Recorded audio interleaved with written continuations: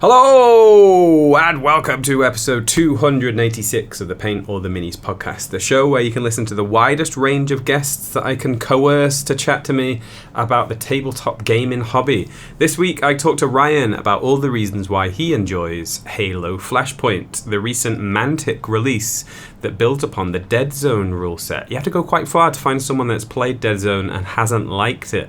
There's not much more to say in the intro other than that, but it was great to talk to Ryan. It was great to get to know him, and he's a member of the Paint or the Minis Discord, so if he's from round your way, your neck of the woods, and you'd like a game of Halo Flashpoint with him, you can join the Discord group and you can ask him, or if you've got any questions about anything that came up in the show and you'd like to ask Ryan, you can join that Discord and you can chat away to your heart's content, and also via consent.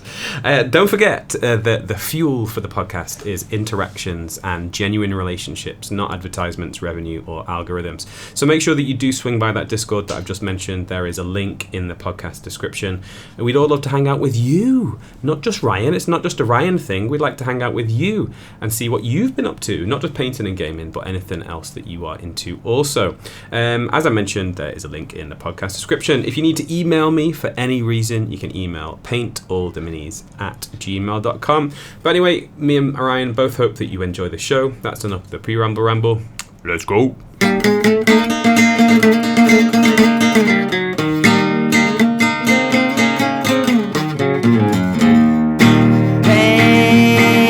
all the minis. Paint all the minis that you can. And when you paint your minis, listen to that podcast with Dan Adams, that is.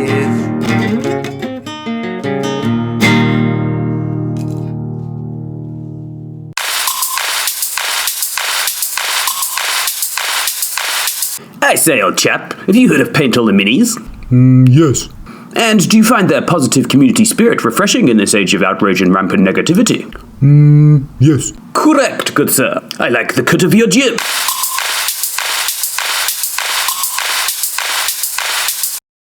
So hey, I am here with Ryan. How's it going, Ryan? Doing all right, Dan. How about you? I'm doing fine. It's Sunday morning hobby for me. But you're sitting down and doing a little bit of hobby now, right? I am actually. I am. So I know we'll talk about Halo, I think, at some point, but I am finishing up kind of the silver details on some of my ODSTs that I have recently picked up. So nice. So for people, got a whole set of ODSTs. Nice. So for people who are completely unaware of Halo, just talk about ODST. What is ODST? Oh, so I'm not a great lore guy, but I will tell you what I do know because I've read a few of the books and played a lot of the games. But so ODST, I believe, stands for Orbital Drop Shock Troopers, and they're kind of they're not Spartans, the super soldiers, but they're they're still much tougher than your average Marine, right? So in the game wise, they power wise are probably maybe 70% of a Spartan, each one, model for model. But if you've ever played like Helldivers or anything like that, they're very reminiscent of that type of a character. So cool. Not your stock standard guys, but definitely not your Spartans. Nice. And so you're painting some Halo guys right now, which is very appropriate for our conversation. Is there any other hobby projects that you've been doing recently that are non-Halo related? I'm looking at so I'm a project manager, so I've got my whiteboard over here, and I'm looking at my whiteboard, and on my whiteboard, I see Blackout, which is on my list. I'm a big 3D printer. I picked up the Elder Scrolls STLs when Modifius put those up, the Call to Arms STLs. I was a big Skyrim fan. So I've got those on my list. Obviously Halo. A buddy of mine that I game with convinced me to pick up the starter box for Port Royal. Nice. Because I've never done any historical stuff. So that's my first dip into that. And then I've got Full Spectrum Dominance, which is a little 6mm kind of an epic scale style game. That's all digital, STLs, and you print it out. And I've chatted with the designer in some Discords, and just seems like a great guy. And it's just one of those games you just really want to support, That's so cool. I've got some that's cool, man. full spectrum dominance on there as well. That's what's really cool about this hobby. What I really like about this hobby is that it's very easy just to start speaking to the dude that made it. You can just speak to the guy who made the STLs. You can speak to the guy who just made the game. And I just really like that. I really like how you can just be like, hey, man, your game's great. And he can be like, oh, thanks. Or you can be like, hey, the sculpts of your new kind of models are really cool. And I'm like, oh, thanks, man. So I really like the accessibility of the hobby, right? That's cool. So before we get before we get too deep into the hobby, talk to us a little bit about where you're from and why you like it.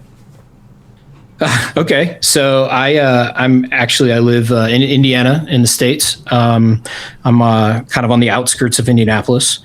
So I've lived in Indiana my whole life, other than when I've lived outside of it for work and stuff. But was born and raised here. Why I like it, honestly, it's it's one of those places. I'd love to say like the weather's great. It's not. You're the guy you had on from Oklahoma when he was telling his stories about tornadoes. I was just sitting there going, and you were talking about how you were terrified when they had one in the region, and he's like, oh, I'm out on my back porch looking for it.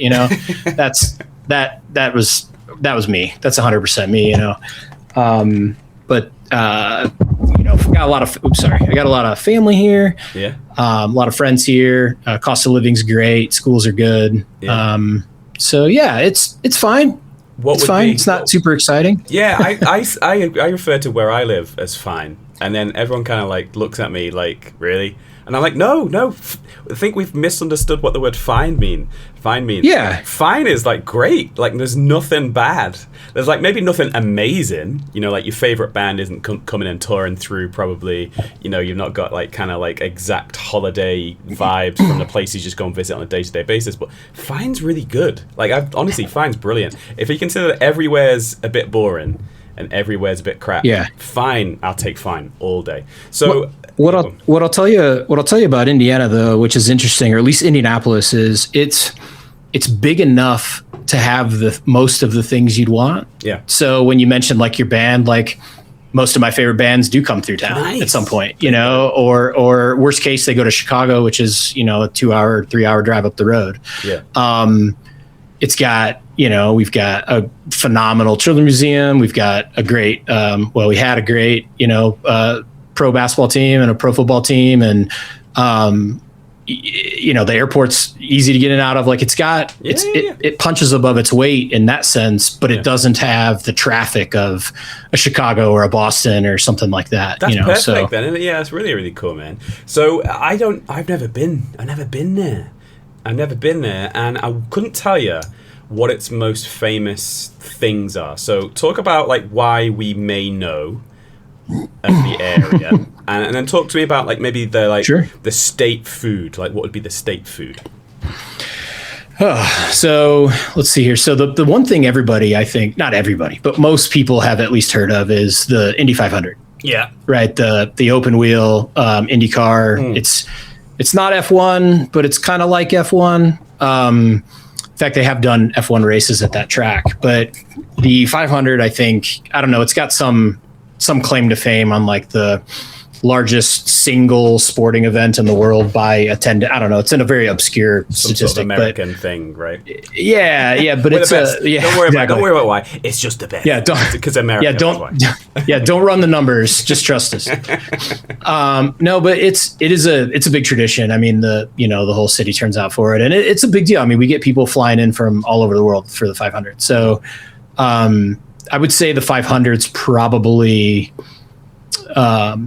the biggest thing. Yeah. And I've never been to the race. I have been behind the scenes twice. Mm-hmm. One time with the company I worked for, but one time before that, I coached my younger son's soccer team for a few years, and we had a kid on the soccer team, great kid, and his dad at the end of the season said, hey, appreciated the guy that I coached with, the two of us, and said, hey, I just want to invite you guys to qualification day to the 500. And I'm like, well, what are you talking about? Yeah. And it turns out he's, really far up the food chain on one of the race teams.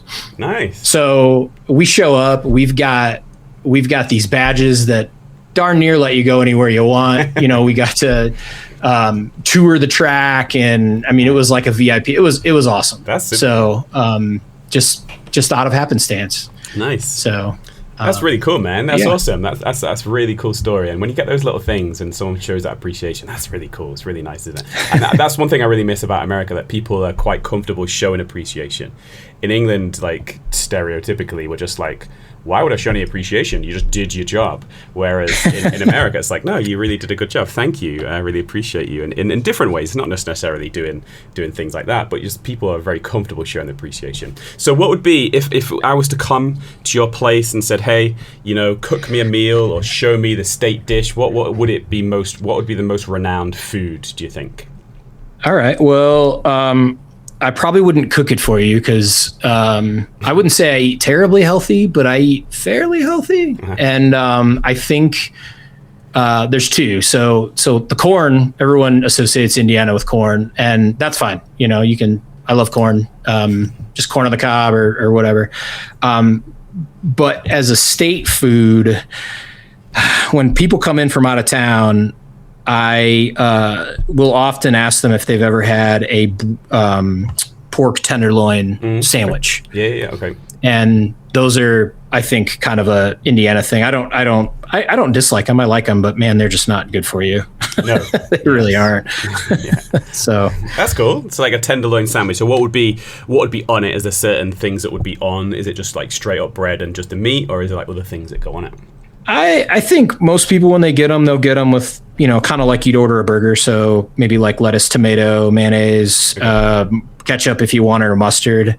The thing with the tenderloins, though, that's kind of unique, you can either get them breaded or grilled. Okay. But they pound them incredibly flat. Right. So when you get the sandwich, you have a bun like you would expect a hamburger bun, but then the meat hangs over like 2 to 3 inches wider than the bun all the way around. Nice. That's interesting. So it's just an odd, most people, they look at it and they're, thinking, how the heck do I eat this? And we always tell them, look, there's no shame in just taking a knife and cutting it up and then reassembling it.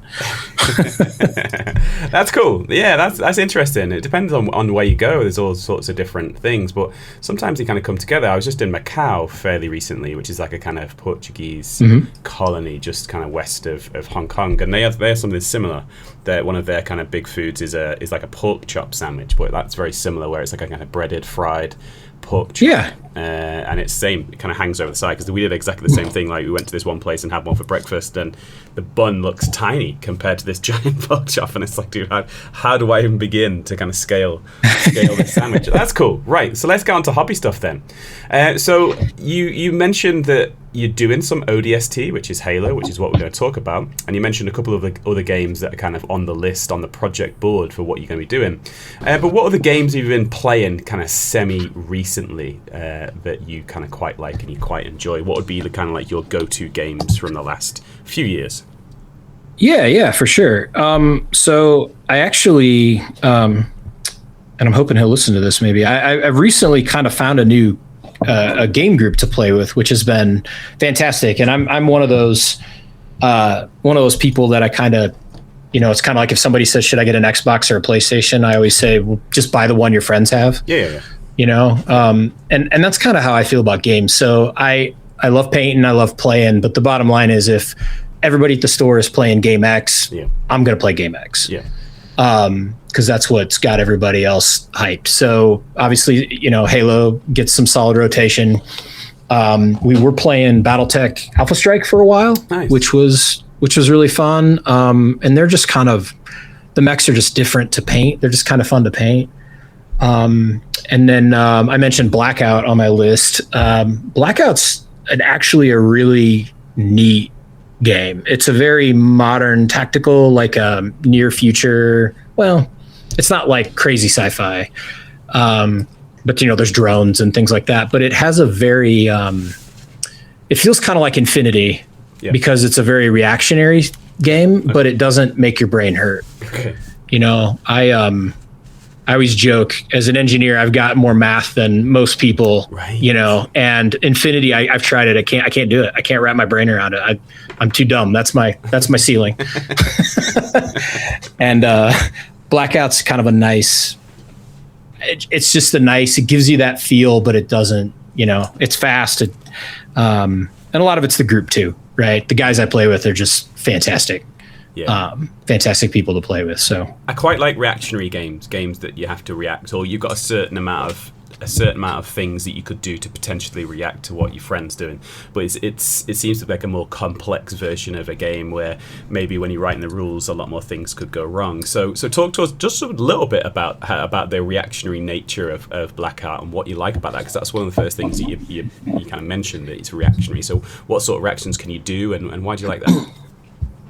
Yeah, so when you're playing it, you're let's say you take an action, but the other player's watching, because depending on how far you move or where you stop, or if you declare, hey, I'm gonna target and shoot this guy, if the opponent's models haven't acted that round yet, they can choose to make a reaction to almost anything in the game that you do. So if you shoot and they can shoot back, they have the option to shoot back. If you move and they can shoot back, they can have the option to shoot back. So it's very engaged.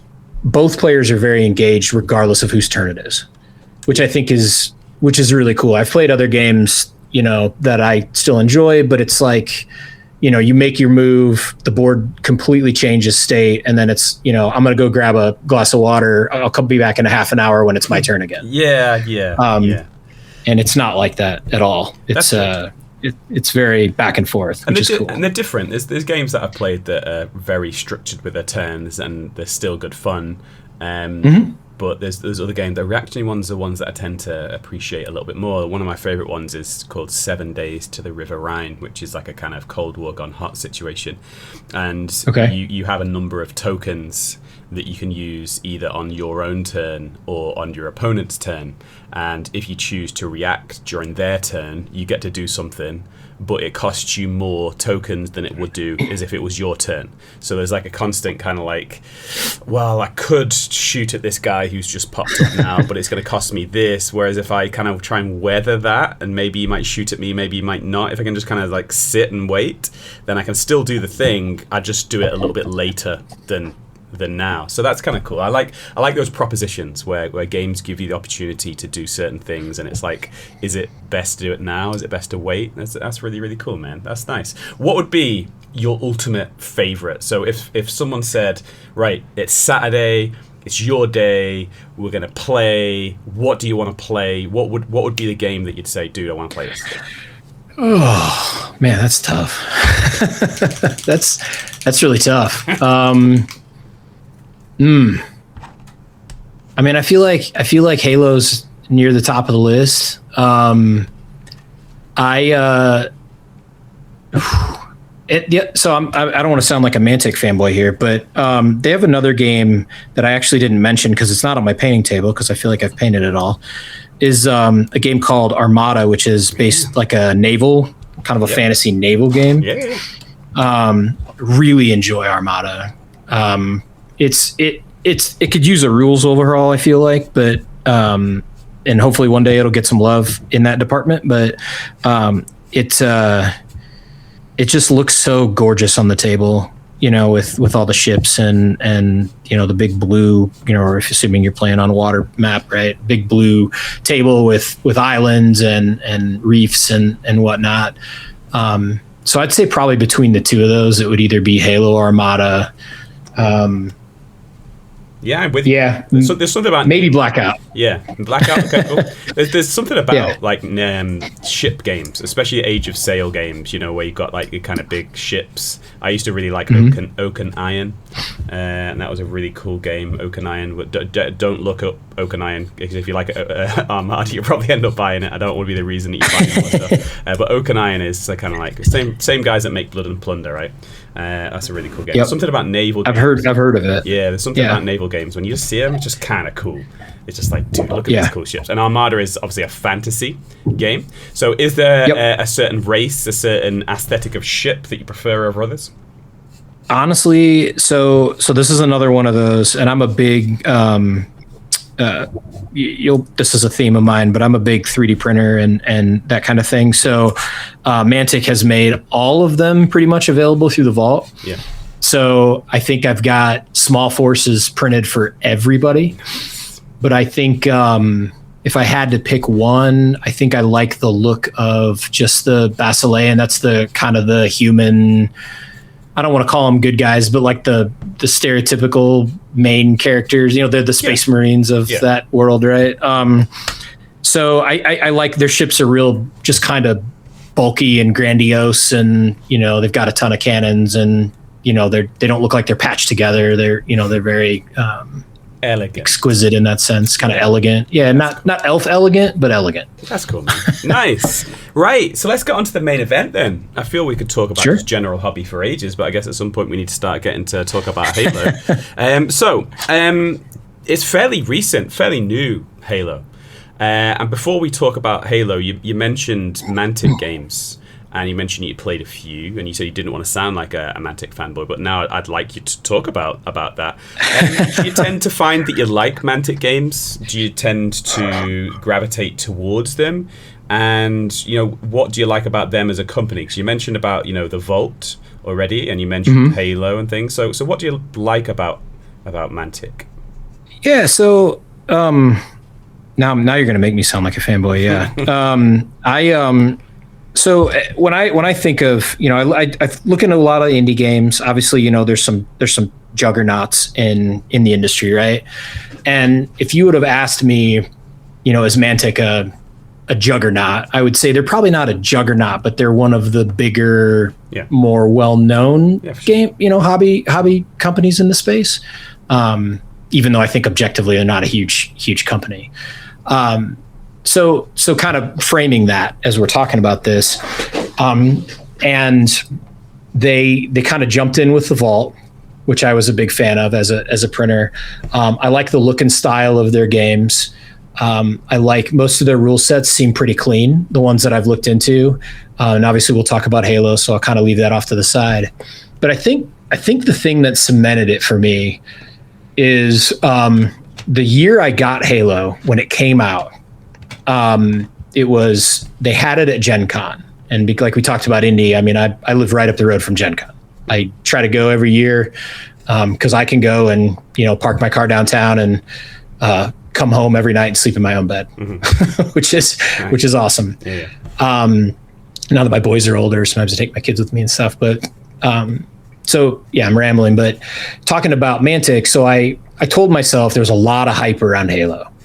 And I figured, it's going to be gone. I'm not one of those guys that's going to run into Gen Con and sprint through the hall and knock everybody over trying to get whatever like the Jingle thing. All the Nah. Way. You remember that movie, Jingle All the Way, with Arnold Schwarzenegger? Yeah, precisely. Yeah. So that's not my style. But I told myself I'm going to go to Mantic. I was going to look for some Dead Zone stuff because there was some Dead Zone things I wanted, which is another game that Halo's kind of based on. Yeah. And I said, if they got it on the shelf, I'll buy it. But I figured they wouldn't. So it's a pretty safe bet. So I get there and Ronnie's there because he goes to Gen Con, and I see him because I recognize him. And I wanted to walk up to him and just basically thank him for the Vault. Hey, look, you guys are doing something that no quote unquote big companies are doing right now. And I really appreciate that. I think it's just a really cool move. And, just to basically say thanks. Yeah. And I kid you not, Ronnie and I talked for like a half an hour. Yeah. I mean, and the whole time I'm like thinking, I'm sure you've got somebody else to talk to. Like I'm clearly not the most important person in this room, right? And he talked to me like we'd known each other for 10 years. Yeah. Right? He you could tell he just was into it, man. Yeah. And I walked and he asked me if he goes, have you thought about Halo? And I said, yeah, I've actually thought about it a lot. I told myself I wasn't going to buy it I told myself if you had it, I'd buy it, but I figured you wouldn't. Yeah. And he motioned they had a stack of like probably 20 or 30 of them left. And he's like, it's right there. Okay, Ronnie, you got me. So that's when I bought my first copy. Let's just pause that there. Yeah, let's just pause that there, man, because that's such a great story. The fact that you're saying like he sold it to you, like, and you didn't have to buy it, but I guess if you'd have been like, Oh no, actually, I'm not going to buy it. Then I'd be pretty awkward, I guess. But I'm kind of with you on that. Like, I've met Ronnie a few times. Very fortunate to have met him quite a few times. And the feeling I get from him is that it's genuine level of just excitement for hobby, and it's like he's a genuine enabler, but in a really positive way. Like, I've talked to him quite a few times about, like, you know, how do you decide what to do? How do you decide what to release? You know, like what terrain or what this, and it generally comes down to, like, what do I think would be cool, and what do I think that people want? It's like with the STLs on the Vault, it's like, let's just try it. I think people think it's cool. I think people think it's fun. Let's just do it and see what happens. And I really like that kind of agility that Mantic has, where it's like what do you guys think would be cool? Do you think that'd be cool? Do you think that'd be cool? Okay, let's do that then. And I just really enjoy it. And I like talking to him. Not even necessarily talking to him, just hearing him talk to other people. You just get that genuine, infectious hobby enthusiasm, right? Yeah, I mean, that's exactly how I felt talking to him. And you know, you've talked to somebody where they're clearly, you know, at least in that space, just way more important than you are, right? And all I could think about as we're talking, I mean, we legit talked for like a half an hour. Yeah. And I'm the one who had to like cut it off because I had somewhere to go. You know, he just was going to keep going, and I just kept thinking, wow, you know, like you made time. There's 4 days here. You know, you're probably making deals and working things out with people and partnerships and all that stuff that you would be doing. Yeah. But for that moment, like, he's like, I'm going to talk to this guy. Yeah. And he just genuinely could get into it. So I think that cemented that. I'm one of those old fashioned people where, in the sense that, you know, when I do business with somebody that I enjoy doing business with, I will look for opportunities to support them if it makes sense for me. Yeah. And he clearly cemented Mantic in that light for me, right? It's like, if they have a game that looks cool, I'm going to buy it. Give it a try. You know, if it's something I think I might get on the table or I want to paint. Yeah. And I can afford it, obviously. Yeah. So that's cool, man. Awesome. That's really good. Yeah. And I think it's really important to note that he's just such a positive guy. I've never seen him or heard of him being angry. He just is able to, and those things like Gen Con and those big events are very long. They're really long. Oh yeah. He's obviously traveled, you know, maybe a little bit of jet lag or stuff like that, but to be so positive and to be so inviting and welcoming is a pretty cool skill. It's a pretty good thing to do. But anyway, cool. Right. So let's get on to Halo then. So you said you there was a lot of hype around it, you know, before you first got it. So what hype were you hearing? What did you read before you even went to Gen Con and picked it up? So I knew about Dead Zone, and I had played Dead Zone a little bit in the past and enjoyed the system. So I think when, you know, Mantic obviously hyped it up quite a bit. It's a known property. So, you know, I think Dead Zone, I always used to joke with people that, like, Dead Zone is the coolest game you've never played before. Yeah. Just because a lot of people didn't know about it, right? And but the system's really smooth, and it's a good game. And I think when I heard they were going to marry that system with Halo, I said, "Oh wow, this is perfect," you know. And I think so. The hype was around just the fact that it's a Halo property, right? I mean, you I haven't looked too much into it, but like, I know there's a StarCraft miniatures game, you know, on the horizon at some point, and people are starting to get hyped about that, right? So I think the property really pushed it. I also I dabbled in I should say more than dabbled, but I used to play X-Wing quite a bit, and I know how strong a strong IP can drive a game. I mean, we used to get people that played X-Wing who knew nothing. I had a buddy legitimately just collect the ships because he's a Star Wars nerd. Yeah. You know, we played a couple times and he's like, this is fun, but it's not my thing. But he kept buying them. Yeah. Because he liked them. It's like Micro Machines. Remember Micro Machines back in the day? Yeah, I do. I remember the commercials, although I can't talk as fast as that guy. But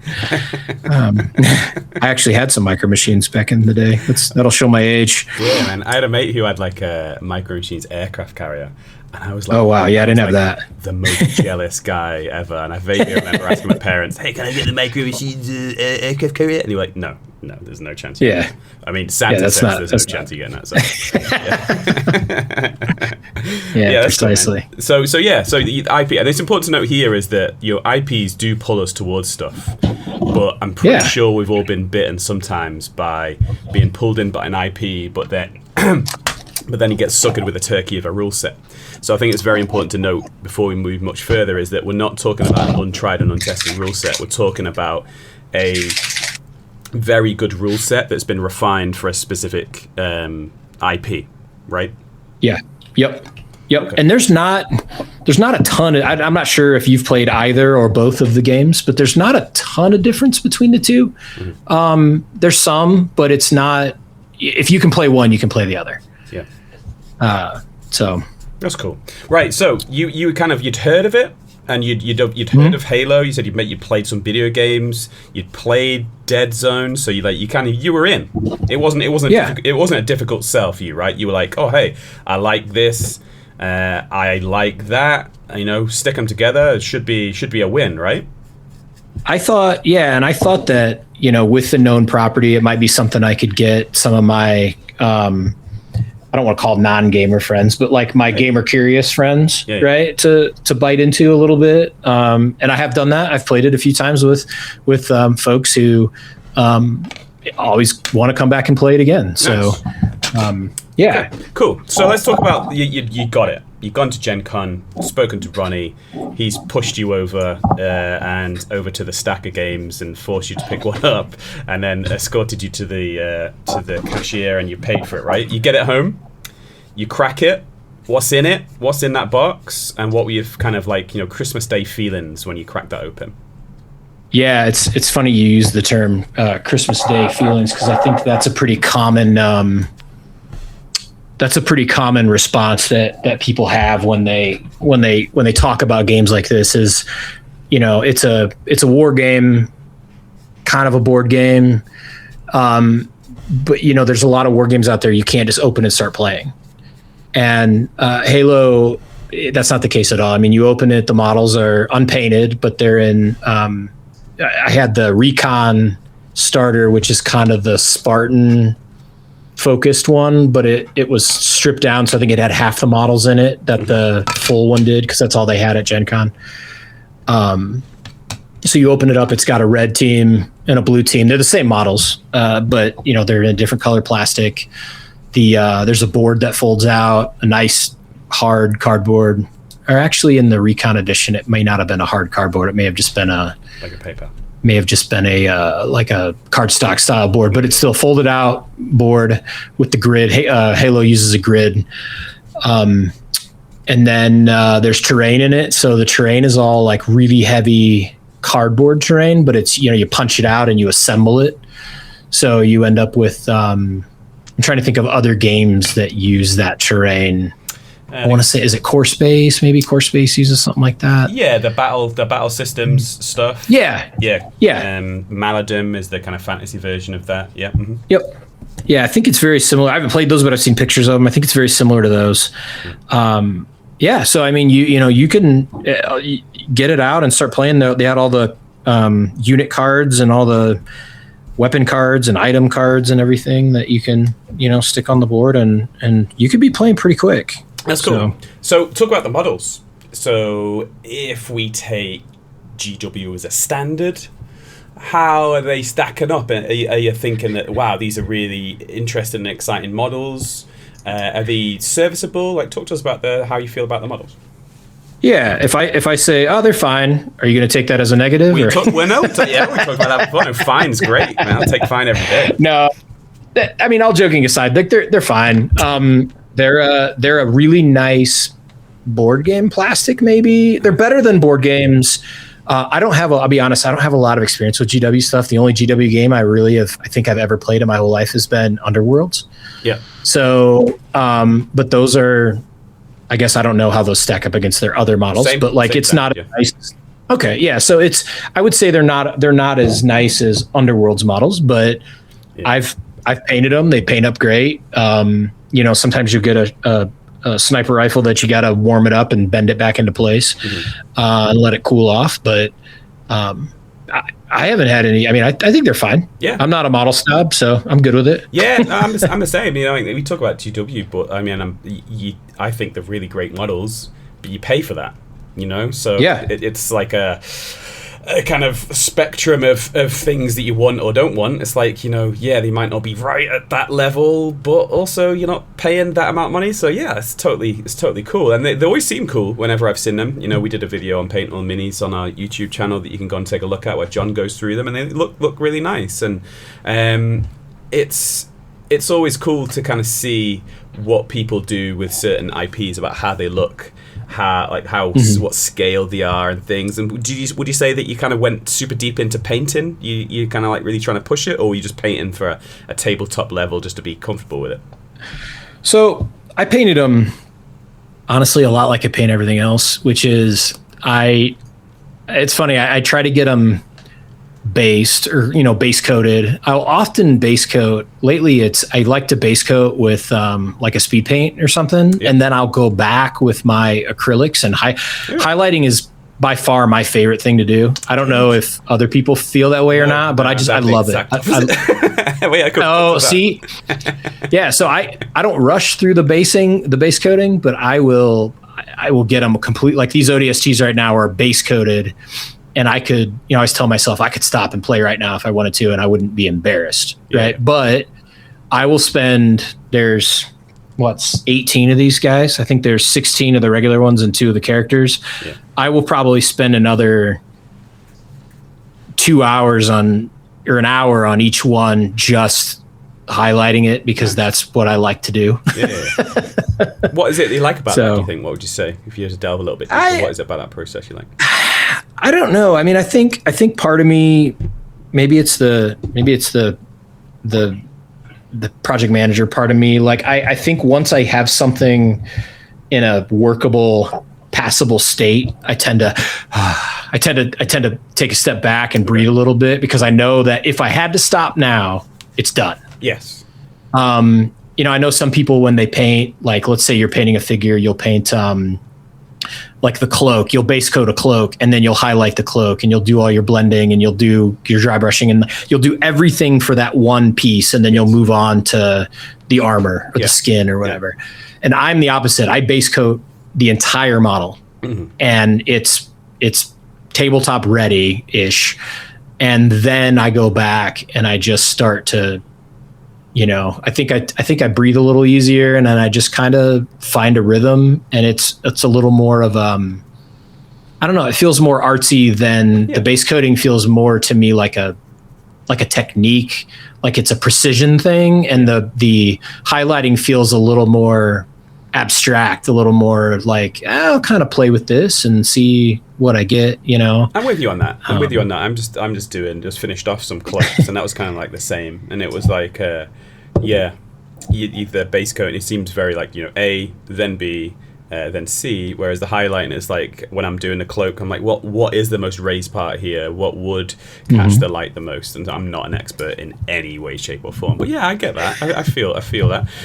Do you kind of push things to the limit, or are you like, you just get to a point where you're like, I think that's good enough, and move on? I feel like I've got so many things on my backlog that I keep looking at that whiteboard going, oh, when am I going to cross something off? You know, so I think I'm not a competition painter. I'm nowhere near good enough to be that. So I think when I get to a point where I feel like any more work I do at best is going to hold the line, and at worst is going to make it worse. Yeah, that's when I kind of stop. Diminishing returns, right? Diminishing returns. Yeah. And there's a very famous comedy series in the UK and Ireland called Father Ted, and it's basically about a Catholic priest who lives with a couple of guys on an island. If you've not watched it before, go and take a look. But anyway, they get donated a car as like a kind of raffle prize. They're looking to raise some money to fix a roof, and then they drive it back from picking it up, and there's like a little dent on the bonnet, and it's like, oh, there's a little dent. And then he's like, oh, don't worry, I've got this little hammer. I'll just kind of just pat it out. And then he pats it out, and then there's another dent. He's like, ah. And then he's like, okay, cool. And then it just splits and comes back, and there's just like dents like all over the car. So it's a little bit like the same with painting, where it's like, you know, you get to this point where it's like, it's good, it's fine, it's good, and and the effort that I need to put in now is probably going to be another 30 minutes. And would that actually really raise this to a certain level? And then always in the back of your mind is, oh yeah, it could be, I could make it loads worse, and I'd have to go back and I'd have to fix that whole thing. So that's an art in itself, I think, figuring out the time to leave it alone, the diminishing returns point, right? Yeah. I don't have I mean, if somebody asks me, hey, what's your standard? I don't know. I just know when it's time. Yeah. And that's good. And it's really good to get to that point, right? Yeah, I'm the same. I have this unknown kind of timer in my head, and I just go, yeah, I'm done now. And I don't know why. And sometimes it's a really long time. Certain models, certain times of the year, I don't know. But sometimes I'll put in a load more effort on certain things. And sometimes I totally won't. And one of the key things that I have actually identified is knowing the stats of the unit. So a little bit like a really boring Han Solo. It's like, never tell me the stats. So I don't want to know the stats of a unit. I don't want to know if that unit's good or bad in a game. Because if I know that it's not very good, I don't try as hard. So I want to just expect that every unit could be the best and most precious unit in the entire game, and then I'll only figure that out once I've painted it. Yeah. That's interesting. I never thought about that. I mean, I wonder if that would, because in this game, let's say in Halo, right, your ODSTs are significantly less powerful than, say, your Spartans would be, right? So would I spend more time on a Spartan versus an ODST? I think for me the answer is no, but I never thought about it that way. Yeah. It's not the only thing. Like sometimes if a model is just really beautiful, you know, I'll take the time. But yeah, that's one of the factors that I know for sure. Anyway, so you models, you like them. Opening a box, you know, all the stuff was in there. You really like that, and then you started playing. So, what was your first formative experience of playing? Who did you play with? How easy was it to get up and going, and how did you feel about it? I'm trying to think back. The first time I played, trying to think if my son and I played it before I played it with the game group to try to learn it. I don't think so. I think I got it open, read through the rules, painted some of the minis, and then I had gotten a hold of someone had posted on the Mantic Discord around looking for Halo players, or maybe I had posted it. This has been a while, and we ended up getting connected. And then we just met at a game store in town and started playing. And then we had a few other folks play with us. And then we ended up going to a different game store, and we still play it down there. But yeah, I think it was the first time, was just kind of reaching out to what was at the time a stranger on the internet, right? Yeah. That's cool. So obviously it wasn't terrible, because you said that you met up and played, and you've continued to play, and then you wanted to talk to me about it. So what's the biggest thing that you like about it? Oh, okay. I feel like I've got 100 things I could say here, but I think if I had to pick, I'm not probably going to pick one. I'm probably going to pick a couple, but I'll abbreviate them. So the first one is it uses a grid system. So for anyone who's not familiar with it, Dead Zone and Halo both are played on a 2-foot by 2-foot board, which I'm also a sucker for small boards, other than Armada, which I guess I'll contradict myself. But and it's played on a 2x2 board, and everything is in a 3-inch cube. So the board has a grid on it, and it's 3x3 grid, and which means you've got eight in each direction, 8 rows and 8 columns. And then the terrain is kind of designed in a way to, it still looks organic, but it kind of has a natural height levels at the 3-inch mark, 3, 6, 9, 12, I guess, if you want to go all the way up. It's just the project manager in you talking. You like this game just because it's so symmetrical. Yeah. So yeah, it makes me feel better. No, that'd be more the engineer in me. So on those lines though, why it's so cool is there's no tape measures. So when a unit has a stat of, let's say they have a move stat of 2-3, which means they can advance, they do their standard move is 2 and their sprint is 3. It's literally 2 cubes. Mm-hmm. So a cube can be moving, orthogonally, it can be moving diagonally, it can be I guess it's not purely diagonal, but it's, when you make a move from a cube, you literally pick the model up and you place it anywhere in the cube they're moving to that you want to. Yeah.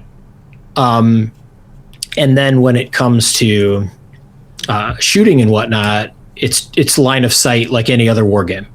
So when you place a model in a cube, let's say that's got cover, let's say it's a wall, you have the option to place them on either side of the wall. But once you place it, it's placed, which means if you pick the quote unquote correct side, you've got cover, which is awesome. Or if the enemy comes around the corner, you're basically got your back up against the wall. Yeah. They have a wide open shot. So I love the cube system. It sounds silly, it sounds gimmicky, but I love it. I love not having to do a tape measure. And when I play with people who aren't wargamers, you would be amazed at how big of a deal it is to not have a tape measure. I don't know why. Yeah, I don't know why we need to have. And don't get me wrong, I play games that require tape measures and inch measurements and things like that. But there's a few games that I've played, and I don't necessarily want to talk about them because I don't want it to seem like I'm being negative at all. But there's certain games that I play that just seem to be more about your exact positioning as opposed to anything else, and certain weapons have certain ranges, especially melee weapons, and it's like this melee weapon has an inch range, and I'm like, what? And it's like, so you need to get into this certain place, and it just seems a little bit needlessly difficult. So having that grid system and having it so clear cut, I don't think you lose much, but I think you gain a lot of simplicity where you're thinking about more about the cool stuff you can do, as opposed to thinking about, is this guy within 2 inches of that piece of terrain and within 5 inches of that guy? It's just, I don't know, it seems a little bit less rules lawyery, right? It makes the system faster, in my opinion, and more elegant, right? And you lose some granularity because if you're moving 3 cubes, that means you could have moved, 9 inches plus or minus wherever you were in the cube when you started and ended. But that's all you realistically gain or lose if you move to this type of a system. But the fact that I can literally pick my model up like a board game, place it somewhere else, and now it's your turn. Yeah.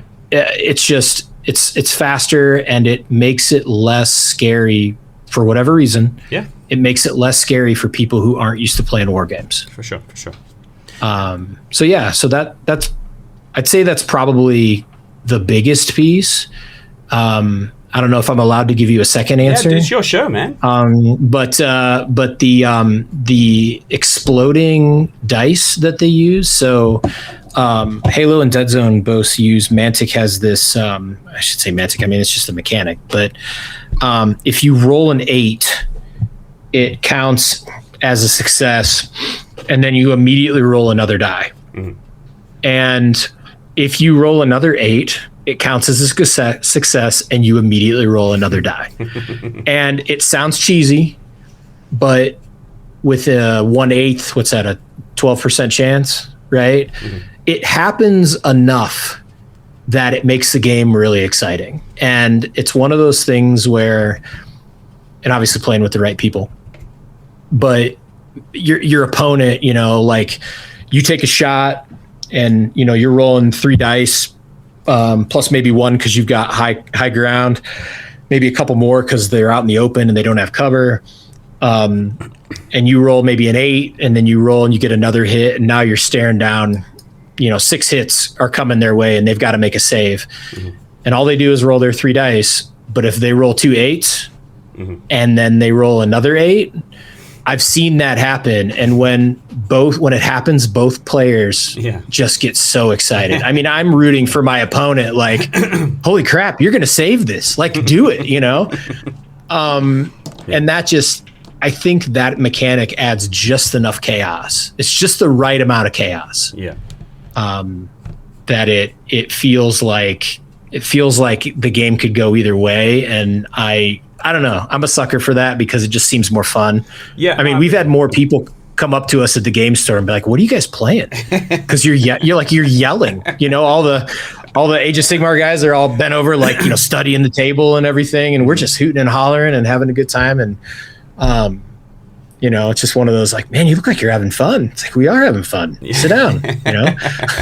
Yeah, that's cool. Yeah, like, again, I'm very, very aware about saying any game is a simulation. It's not. But there's crazy things that just happen in life, right? There's kind of crazy things that just work out somehow. And so to have that kind of echoed or reflected in a game is always good. Like it's not really likely to happen, but it could. But when it does, you just got to, sometimes you just got to be like, wow, that's pretty cool. That's pretty crazy. Like, my biggest attack or the thing that I thought was a dead certainty, you just kind of like stopped it. But dude, I mean, congratulations, I guess. Like, how does that even happen? It's just weird. Yeah, it's cool, man. That's cool. So you mentioned the structure of the board, the terrain, the lack of measuring sticks or anything. It's kind of really free form. You mentioned exploding dice. Is there anything else that jumps out to you that's just really like, dude, I like it. I like it for this reason? I mean, I'll be honest, I like the property. I think it's a fast-paced game, and it feels fast to me. I mean, there are times if you're playing with somebody who's just like really into, the strategy, it can slow down, but that just it feels like it mirrors the property really well. And then the other one, the final one, which is kind of different, is you roll command dice at the beginning of every round, which are dice that you can burn during the round to let you move another space or take another shot or make another melee attack. If you've already made one as part of your normal turn, you can burn a die, to do that. And the dice have all these different sides on them. They're just 6-sided dice. So what you get is what you get when you roll at the beginning of each round. There's some ways to mitigate that, but again, it adds just enough chaos to be interesting, and gives you some kind of tactical decisions above and beyond. I've got 2 actions in the sun. I'm going to move and shoot. Okay, now it's your turn. Now it's like, I'm going to move and shoot, and I didn't quite kill that guy. I'm going to burn, but I'm in my guy's in a great spot. I'm going to burn another shoot die. I'm going to take another shot. Yeah. Or whatnot. So I really like that part of it too. That's cool. So going back to some kind of just core concepts of the game, like what you do in the game, like what's the reason why there's conflicts occurring, what sort of missions is there, is there any sort of progressive nature to it, is there any sort of campaign structure, like what are you doing when you fight? I don't believe they have a campaign structure. If they do, I don't know about it. Out for it, but they do have different missions. I mean, the easy answer is it's the video game, right? Like you spawn in, you shoot each other, you go to bed.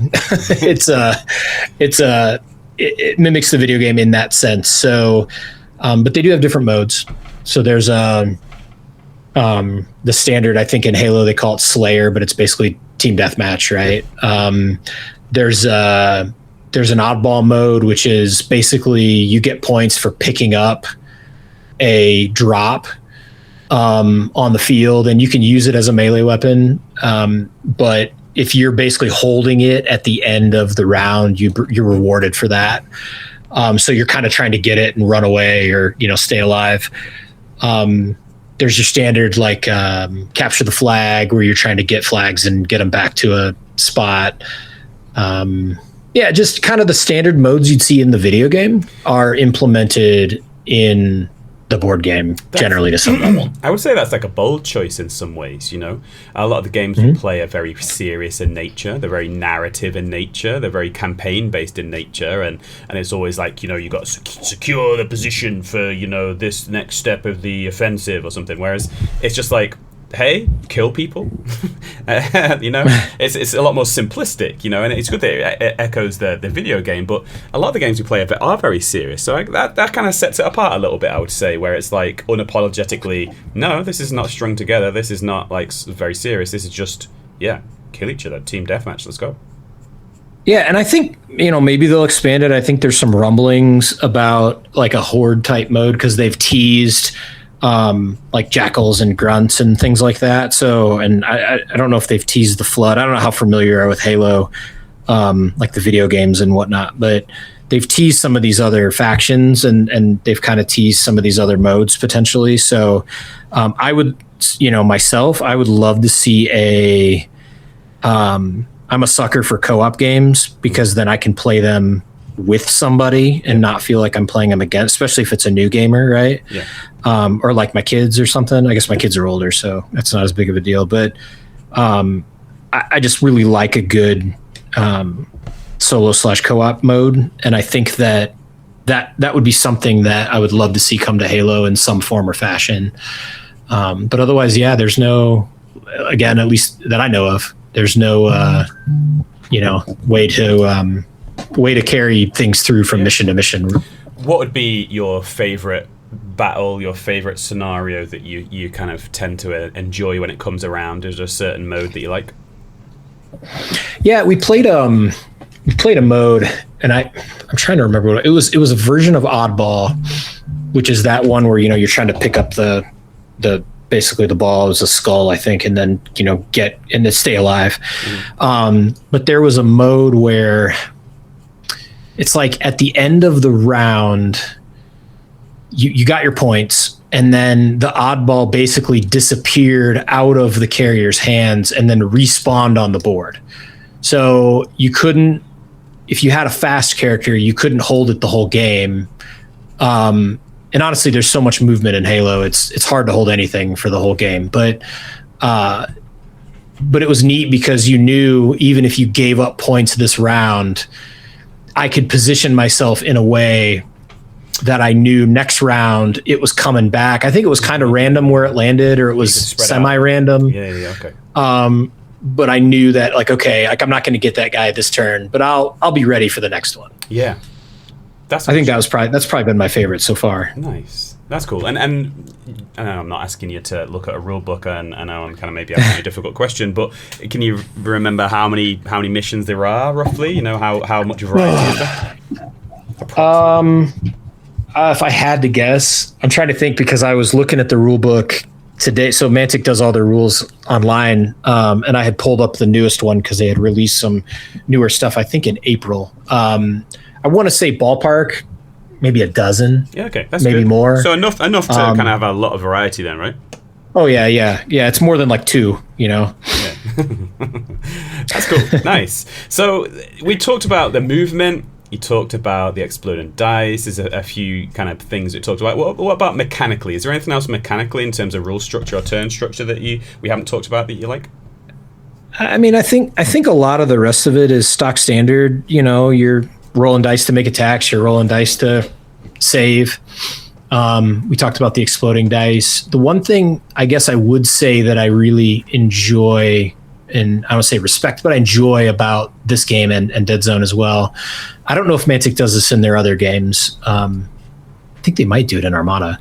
But long story short, the target number you're trying to roll is on your unit card, and the target number never changes. So if you have a guy that hits on 4s, 4 up, no matter what the board state, they're always hitting on 4 up, no matter what. Well, the only thing that changes is the number of dice you roll, or if you've got re-rolls or anything like that. So, you're rolling 3 dice for most things. If you've got, let's say, an elevated position, you add another die. If you have a clear shot, which means you can see the whole model, you're adding 2 more dice. So when you're taking a shot, you're just adding more dice to your hand and then rolling them. There's no, well, I've got a 4 and you've got a 2, so we need to look it up on this table and figure out what the target number is. Like, there's none of that. It's either you hit or you didn't. Yeah. Which I think is really streamlined. It makes the game, simple. Yeah, for sure, man. So as we begin to kind of round the chat out, I can't believe that an hour has gone by so quickly, but as we begin to round out the chat, is there anything that you feel that we haven't talked about that you think is really important to mention now? I mean, other than if you've got an opportunity to play it, give it a shot. I think, hopefully my enthusiasm has bled through in this discussion. Yeah. I think the rest of the game is, if you're familiar with war games and whatnot, it's going to feel like a semi-natural fit. Yeah. It does have a very competitive scene, I believe, and I am not a competitive player. So I have played against people who happen to just show up at the store, and they're just nice people, but they're running what you would consider meta lists. And at least the few times I've done that, it's not as much fun as it is playing with, it's kind of like going back to X-Wing and playing with tournament players. But if you stay away from that, which I try to, it's just a good game. It's fun. It's slick. Would you say that the game lends itself to competitive play? There's certain games that are played competitively, and in my opinion, and it's only just my opinion, I'm not sure if this game lends itself because it's a little bit vague in this certain area. It's a little bit ambiguous. I think if something is going to be a competitive game, it needs to be very clear cut and very easy to understand and very few gray areas. So from your perspective, do you find that it is like that? It's very clean, very clear? I think so. Yeah. I mean, again, not a competitive player, but based on my experience playing in general, I think it has a lot going for it that lend it to competitive play well. Like there's a point system to create things so people can do whatever weirdness they want with the lists. Yeah. Everything's keyword based. The keywords are generally pretty clear. I can't think of any that are really bad. Yeah. It's fast. It plays pretty quick. So, if you're running a tournament, you can get a lot of rounds in over the course of a day versus some games, if it's 3 hours to play a game, it's going to be harder to do. So, I'd say it's not a bad fit. It vibes a lot like X-Wing did. Yeah. It has a lot of the same qualities, I think. That's cool. And just as a final kind of round out, when is the game at its best? So if someone's kind of listening along to the chat and like, yeah, I've heard of this game, and this guy seems pretty switched on. He kind of likes the same things as me. We kind of seem like we jive. Like, when is Halo Flashpoint at its best? I think it's at its best when you're playing it with somebody, and this is probably going to go true for all games, right? But when you're playing it with somebody who's as excited about just playing the game as you are, and maybe they're not cutthroat trying to win, because it's really hard to emulate the feeling of when somebody, regardless of who it is, starts rolling eights, and I think they call it an 8 train, kind of a silly term, but yeah, you get on an 8 train and you're both just you're standing up, you're on edge, you're excited, and I think that's when you're playing with somebody who's in it for the experience, and you are too. I think it's really hard to replicate that in a lot of other places. Nice. And the future, you see yourself continuing to play it, and are you aware of anything that's going to be coming out in the future that you might get excited about? Because you did mention you like the video games, so you're obviously aware of that world. Is there anything that isn't released yet that you hope will be? Yeah, I think there's a lot of room for them to expand. There's more Covenant forces. There's, grunts and jackals, which they've teased that are supposedly coming. There's another brand of elites that honestly was in a game that I am not familiar with, but I guess there's some really tuned up elites that are supposed to be more on par with the Spartans that are supposed to be coming. I would love if they made the hunters. I don't know if you play the games, the hunters were the really big guys with the fuel rod cannons, and they always were in pairs, and you had to they would charge you, and then you'd kind of shoot them in the back when they ran by. Was really the only way to realistically get rid of them. I'd love to see hunters. I think there's a lot of room for them to expand. I'd like to see different environments. I've done some terrain sets and tried to do a couple different environments, and I'd love to see them continue to expand the environments because I think Halo's pretty ripe for that. Mm-hmm. So that's what I know is coming, but I think there's a lot that they could do. Cool. That sounds exciting, man. It sounds like an exciting future of the game, and exciting for you, some cool hobby projects and stuff. But thanks a lot for your conversation, Ryan. It's really cool getting to know you. It's amazing to chat to you. You're such a nice guy, and it was just so easy to talk to you. So I really appreciate the time and really appreciate you giving up a little bit of your leisure time to speak to us. Thank you. No, it was great. I appreciate your time. I was going to say you're thanking me, but thank you. It was nice opportunity and great to nerd out about something that, I really enjoy and I love your show. So it's kind of an honor in a weird way to be on it. Right. And then I got some painting done. What did you paint while we were talking? What did you paint? I'm painting those ODSTs. Yeah, I've just I've been going through to do some of the get some of the silver on some of the metal bits. So I still got more to do. I got about half of them blocked out, but I feel pretty good about where I'm at right now. That's awesome.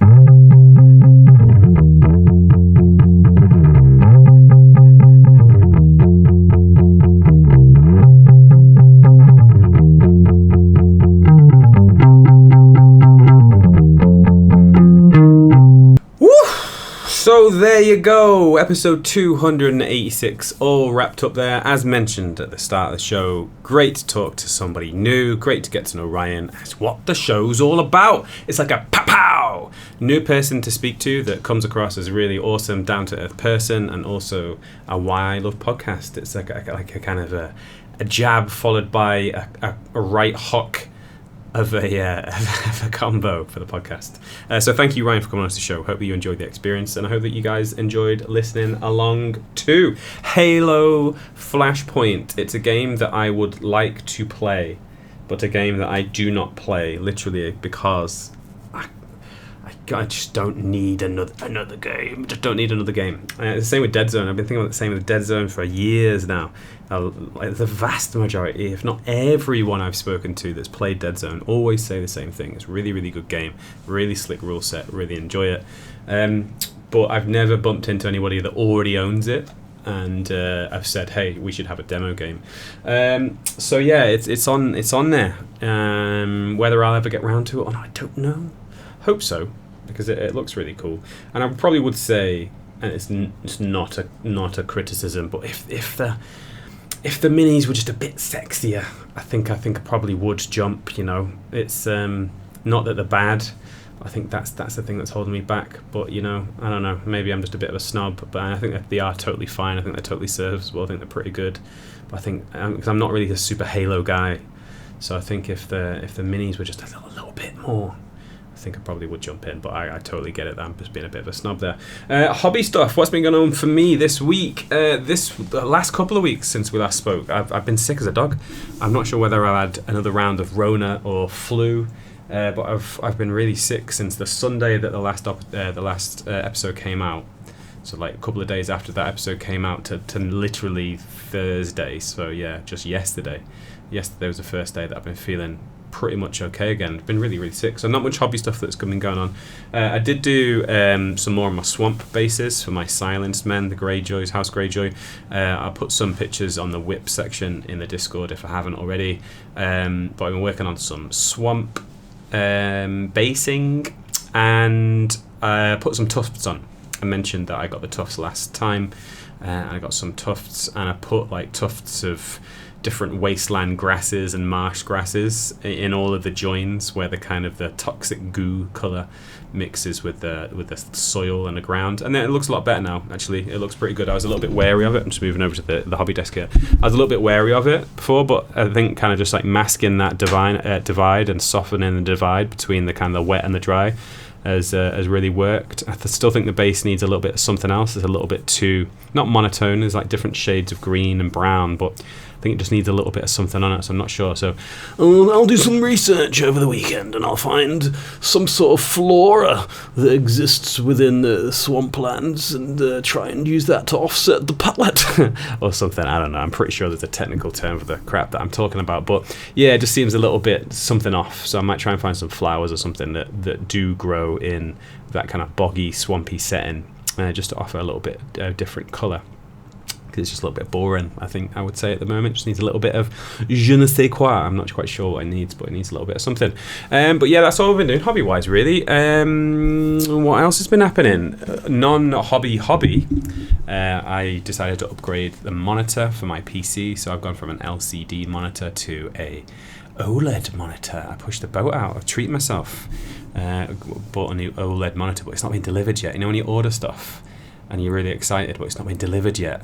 It's supposed to be delivered today, but then I got a message saying that it's because it's like fragile and stuff. They were like, we've taken some extra time to deliver it properly without breakages. I'm like, what? I'll take the risk. You should have asked me. I'll take the risk, and you just deliver it quickly, and hopefully it'll be fine.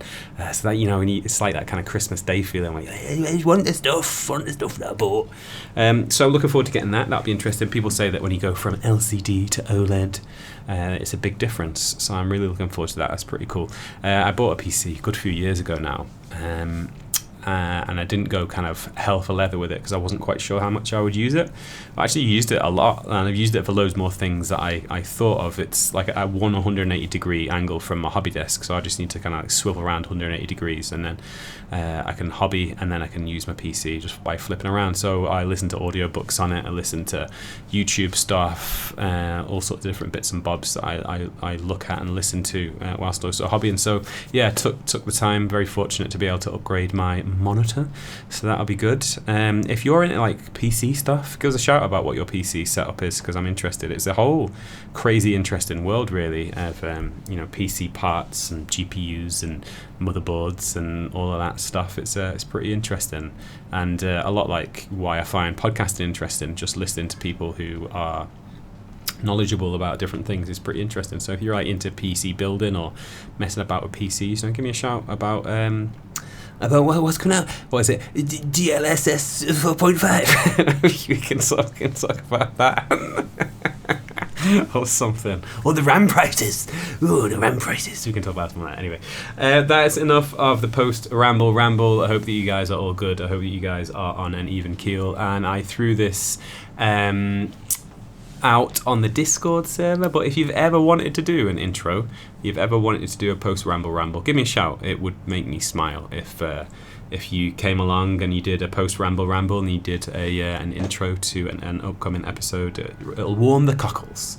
I know I say it, and it's not throwaway when I say it. Genuinely, it's not my podcast, really. It's our podcast, and the more people that can put their fingerprints on it and the more people that can be involved in it, the better it is. It's not something that I kind of hold privately. It's not something that I hoard just for myself. It's our show. So if you want to have your own little intro and you want to have your little post-ramble, then we'd be delighted to host it, as long as it's appropriate to a certain level. Yeah, but anyway, that's enough of the post-ramble. Have a great week, have a great weekend. Coming up next, who we got next? I think it's Mr. Joe McCulloch coming up next. Who we got? Yes, Joe McCulloch coming up next in a couple of weeks. What did we talk about on that one? Warriors of Athena, Harefoot Jousting, just general bits and bobs really, just kind of refreshing just how awesome Joe is. Just a really down-to-earth, talented, experienced chap in the world of rule writing. And then after that, David is coming up, and we talked about Rangers of Shadow Deep. He put an appearance on the Discord server this week as well, so that's really, really cool. Who else we got coming up? I had a few people requesting episodes over the last couple of weeks, which is nice. I think we're going to talk to a gentleman from Gagan Games, which is a YouTube channel. There's another chap that emailed me from Croatia saying that he'd like to come on and have a conversation, and a whole bunch of Vamps I think will come back on fairly soon. He'll talk about Firefight. Never Say Die, he wants to come on off the Discord, and he wants to talk about Nemesis Retaliation. Ed, the absolute tart that he is, wants to come on and talk about Gaslands. Ed was the person that came on and spoke about 2 games, Blood Bowl last time and Space Weirdos the time before. And Mark wants a bit of the action too. He's been sniffing around, he's been seeing what Ed's been up to, and he wants to get in the game, and he would like to come on and talk about the Rampant series and a whole bunch of others. So if you've got a game that not necessarily that you love, but if you've got a game that you would like to hear about in terms of other people that play it and love it, either just because you're generally interested from afar, or you might be interested in potentially buying it, then give me a shout. I've got an exhaustive list. Dead Zone, Claustrophobia, Aliens, Another Glorious Day in the Core, What a Cowboy, Mordheim, Blood and Valor, Stargrave, Silver Bayonet, Conflict 47, Warlords of Erewhon, Man of War, Battlefleet Gothic, Mantic's Armada, Kings of War. There's just loads, and that's just the games that I've just listed I have a whole list here, but yeah, man, give me a shout. It'd be awesome. Notice that we kind of pivoted away from talking to like individual people, because not for any particular reason other than the show just got to remain interesting, and not that other people aren't interested in terms of rules writers, but I just don't want to be kind of like plowing out just the same thing, getting into a rhythm of just speaking to the same people about the same thing. So we'll do some Why I Love podcasts for a period of time, and then different people that pop up, we'll see what happens. But anyway, for the third time, I've tried to say bye-bye. I kind of always imagine that the post Ramble is like, I've come around to your house for a cup of tea, you've got other things to be doing, and I'm just like talking, and you're like trying to push me out the door and shut the door in my face. I'm like, wait, the next show's coming up. Yeah, okay, thank you, bye-bye, see you next time. So for the third time, this is me signing out, as again mentioning, hopefully you guys are all good, hopefully you guys are keeping on an even keel, and until next time we're together, don't outstay your welcome.